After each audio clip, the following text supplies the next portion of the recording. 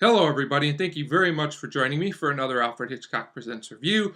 Today I will be talking about Season 2, Episode 21, Number 22, starring Russell Collins as Skinner and Rip Torn as Morgan.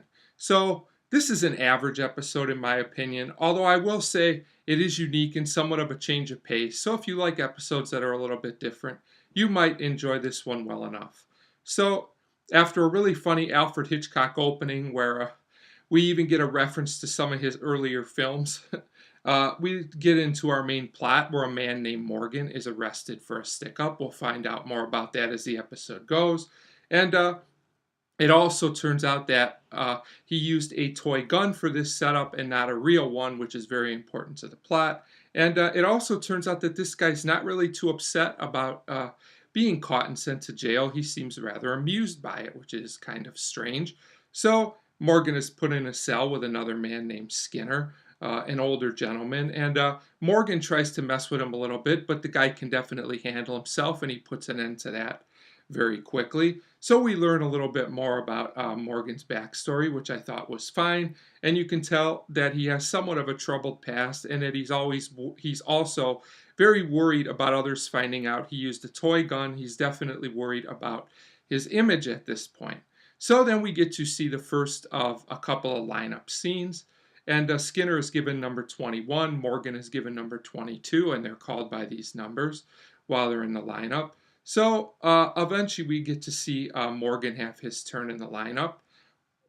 And he's definitely not taking this too seriously like most of the other gentlemen are. He still seems to think this is some kind of game, and he is amused by the whole process, especially when he is held behind. Skinner is as well as a couple other gentlemen. And when Morgan finds out they're going to have to go back in for another turn in the lineup, Morgan still thinks this is some kind of exciting game. You can tell Skinner tries to warn him, though, having been through this before, that he should probably have a better attitude about the whole thing. So at this point, we go back in for another lineup, and we get to see another man, number 19, I think he is, talk. And this guy also has personal issues. He doesn't really fit into the main plot, but I thought this scene was okay. It was kind of interesting to see, how another man presented himself in this situation. Then we get to learn why Skinner is in there. It turns out that he threw a garbage can through a store window and he was caught stealing some coats, I believe it is. We also learn that Skinner has quite a backstory with quite a record, and he also got off on a homicide charge once, it appears. He also can't really remember anything. His whole story seems kind of interesting and suspicious, and I thought this was going to kind of fit into to Morgan's main plot somehow, but it never did. And while this story was okay and kind of interesting, I thought it was weird how Skinner's story never really seemed connected in any way to the main plot and Morgan's story.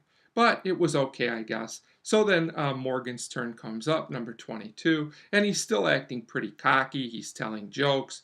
He's amused how he used the toy gun, and he's still getting questioned more and more. And all of a sudden, he starts freaking out and getting upset when he is asked if he hit the man, that was behind the counter of the place that he robbed.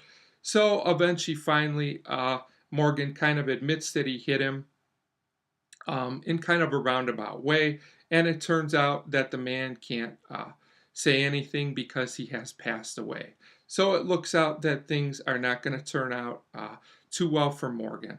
So kind of an interesting twist, although I will say that most of the key plot points take place in the second half of the episode, so there's not really a lot of build-up or tension like a lot of Alfred Hitchcock Presents episodes have.